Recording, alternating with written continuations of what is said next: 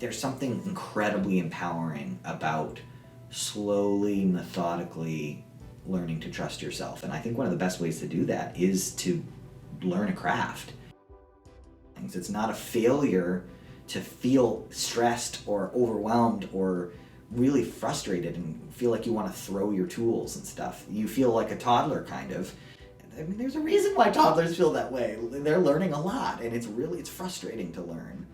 So green woodworking is when you're working with the wood when it's still green, so it still has a high water content from the tree. You're interacting with this object, and the object being the wood, and in order to interact with it successfully, you have to respect it. I'm constantly exploring whatever piece I'm working with. That's why I like green woodworking as opposed to conventional lumber. I have no interest in making the same thing twice. And if you're making a spoon, and if you're truly paying attention to the grain, you can't make the same thing twice. It's literally a dent in a piece of wood. That's a spoon. It's both incredibly specific and really expansive across cultures, across times. And in order to respect it, you have to be listening to it and engaging in it. And therefore, you're present in the moment. If I feel like I'm working, it's that I'm not present in the moment. I'm thinking about how am I going to make ends meet? How am I going to do this and that?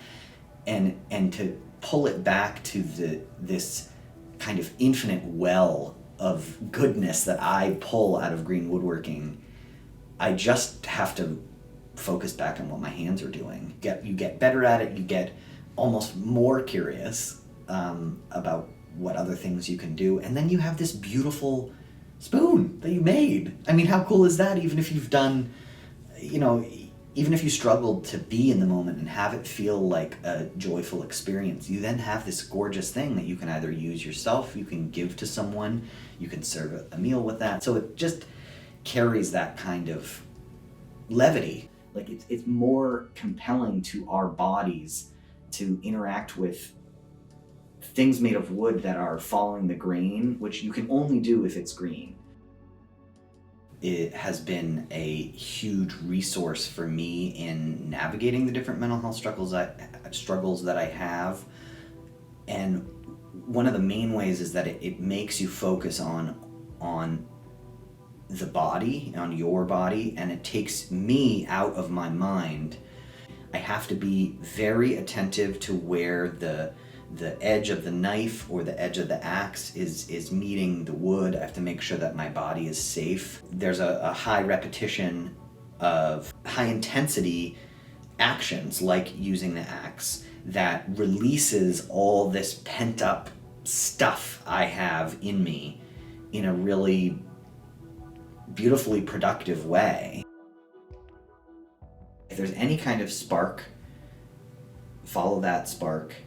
Expect it to be challenging, and desperately try not to compare your work to other people's work or your process or your growth to someone else's, because it's going to be radically different.